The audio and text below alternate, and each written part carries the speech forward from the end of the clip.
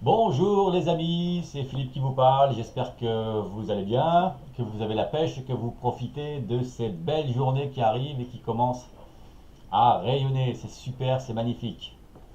Alors dans cette vidéo, je voulais aborder avec vous un sujet qui est souvent évoqué dans les discussions, mais qui n'est finalement pas souvent traité, ou alors on en parle régulièrement, mais entre les lignes. C'est celui de la psychologie. Et notamment un point important de cette psychologie qui est pour moi essentiel, le contrôle de ses émotions. Alors concrètement, la psychologie et une partie de cette psychologie, le contrôle de ses émotions, qu'est-ce que ça veut dire? Et comment peut-on les contrôler en grande partie? Eh bien, en trading, pour moi, vous êtes votre propre ennemi. Et oui, même si la plupart des traders possèdent de bonnes connaissances techniques et savent plutôt bien interpréter les graphiques, ils ont relativement de bonnes connaissances, ils ont les bonnes bases et aujourd'hui avec tous les tutos que vous pouvez voir à droite à gauche, vous pouvez assez vite progresser. Ils ont malgré tout quand même beaucoup de mal à gérer leurs émotions, qui est une partie intégrante, fondamentale de la psychologie. En effet, les émotions sont une partie intégrante de la psychologie, mais ce n'est pas l'entièreté de la psychologie. La psychologie, c'est plus large que juste la gestion des émotions, mais la gestion des émotions, c'est quand même quelque chose d'extrêmement important. Alors vous voyez ici ce petit camembert qui vous résume un peu la place prépondérante de la psychologie et des émotions en trading. Alors, vous voyez trois parties, alors peu importe le pourcentage, que ce soit 60 ou 80, l'important est de préciser que à côté de la méthode technique qui compte peut-être pour 10 ou 15%, le money management pour 30%, la psychologie et la gestion des émotions, c'est le pavé le plus important dans le trading. Il n'y a pas que ça, mais c'est lui qui fait la différence entre les traders, c'est lui qui fait la différence entre un bon trader et un mauvais trader. Ça rappellera des choses à quelques-uns.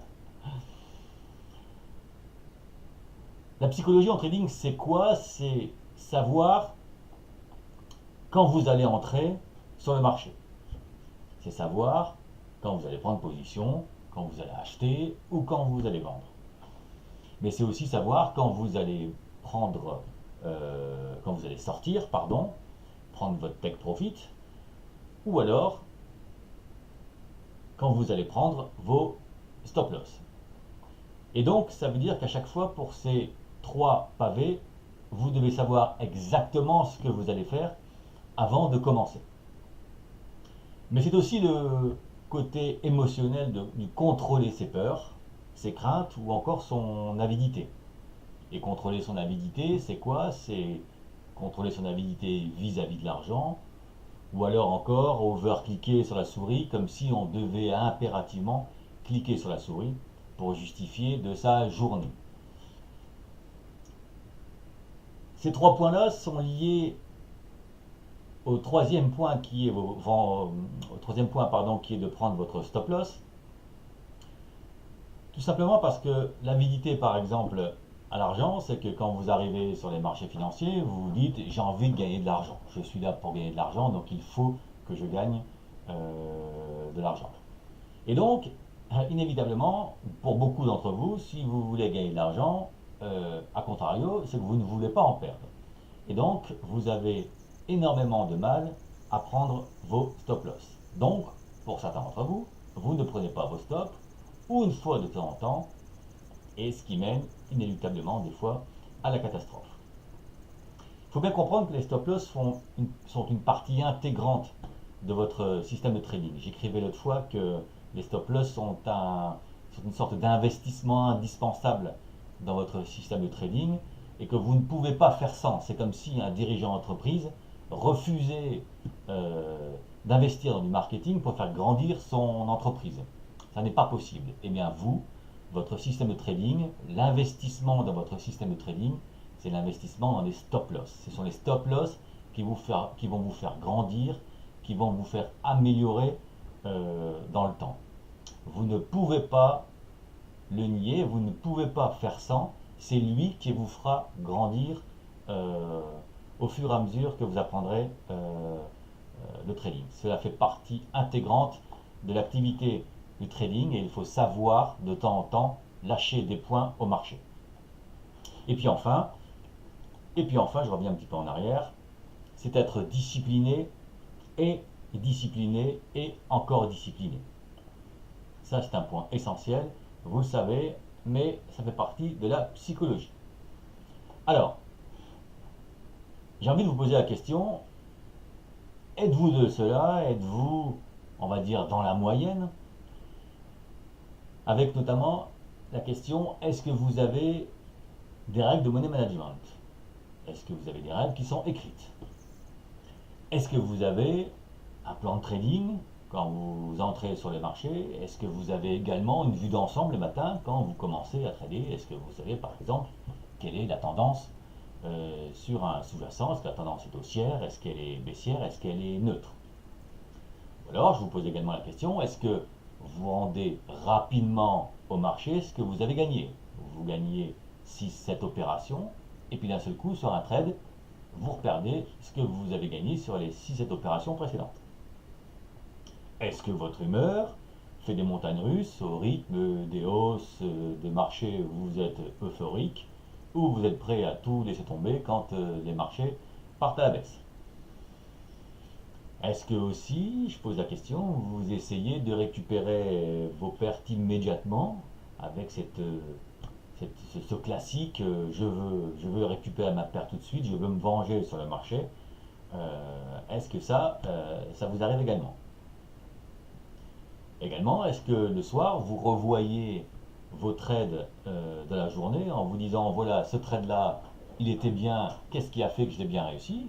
Ou est-ce que c'était un peu de chance, ce qui peut arriver dans les trades parce qu'on ne sait pas toujours ce qui va se passer loin de là?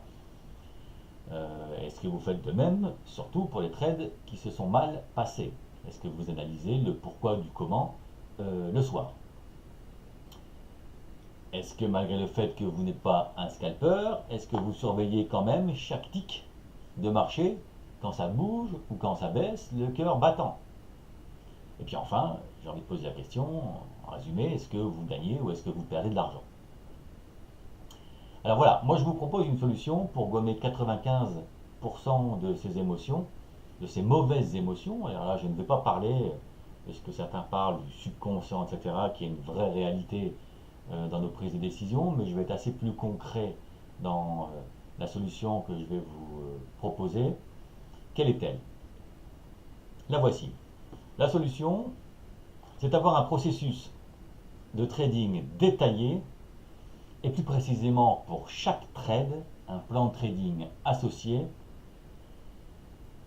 à une règle de money management. Donc je répète, pour chaque trade, est-ce que vous avez un plan de trading associé à une règle de money management? Ça veut dire que quand vous entrez, vous savez pourquoi vous entrez, vous savez où vous allez sortir, vous savez donc où vous allez prendre votre take profit, votre gain, et où est-ce que vous allez prendre votre perte si votre scénario est invalidé. Et pour moi, si vous appliquez ça, eh bien c'est très simple, vous réduirez mécaniquement 80% de vos émotions. Alors évidemment, on en parle souvent, il faut avoir un plan, etc. Mais est-ce que réellement, pour chaque trade, vous le faites? Là, il n'y a pas que ça. Mais si déjà vous avez un processus détaillé pour chaque trade, vous allez voir une très grosse partie de vos émotions qui vont s'envoler en fumée. Alors pourquoi les choses sont-elles si difficiles en trading? Pourquoi il est si difficile d'avoir du succès sur les marchés? En fait, les procédures pour bien trader, à mon sens, doivent être appliquées sans dépenser beaucoup d'énergie et sans aucune émotion. Sans aucune émotion. Ne pas dépenser beaucoup d'énergie et ne pas avoir d'émotion. En fait, les procédures de votre trading doivent être identifiées rapidement et implémentées pratiquement de façon automatique et aussi précise que possible. En fait, le fait de réfléchir, il faut que vous compreniez que le fait de réfléchir demande énormément d'énergie à votre cerveau et que nous ne sommes pas faits pour ça. Ce qui explique que notre cerveau, bien souvent, prend des décisions simples, mais qui, hélas, peuvent être pleines d'erreurs. Encore une fois, je le répète, notre cerveau n'est pas fait pour réfléchir à des décisions complexes, et donc mécaniquement, nous prenons des décisions simples et qui parfois euh, nous poussent à faire plein d'erreurs. C'est pour cette raison que vous devez avoir un processus simple lié à l'action. Ceux qui utiliseront cette pratique pour eux-mêmes deviendront, à mon avis, des traders rapidement efficaces. Et donc, quand vous discutez avec des très très bons traders, vous apercevrez qu'avec le temps, ils simplifient énormément leur trading. Ils ne s'embêtent pas à faire des considérations dans tous les sens. Ils ont un modèle très simple de trading parce que le cerveau n'obéit à des choses simples. Ce qui ne veut pas dire que ce n'est pas précis, mais c'est simple. C'est très important. Alors, si vous ne faites pas ça, tous les autres, pour moi, ne seront que des marionnettes au service de leurs lacunes. Et naturellement, ils seront actifs euh, sans consciemment s'en rendre compte. Ils feront constamment les mauvais choix et penseront que dans leurs mauvaises décisions, leur esprit les aidera à résoudre ce problème qui au final ne sera pas résolu. Sauf qu'effectivement, dans le temps, euh, le cerveau en sera incapable et régulièrement les traders enregistreront des pertes. C'est pour cette raison que c'est si difficile d'avoir du succès sur le marché. Donc en résumé, ayez pour chaque trade un plan de trading associé à une règle de money management systématiquement et soyez simple. Trouvez un système de trading où le cerveau ne doit pas réfléchir de midi à 14 heures. Donc un système simple, épuré, automatique, mais précis. Voilà, j'espère que vous avez aimé cette vidéo. N'hésitez pas à la liker, ce serait très sympa. Vous pouvez la partager.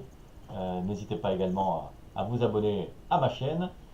Et puis, si vous avez des questions, n'hésitez pas euh, à laisser vos commentaires ou alors aller sur mon site fimalextrading.com, fimalextrading.com. Voilà, je vous souhaite de bons trades à chacun. Soyez prudents et je vous souhaite une bonne journée. Ciao.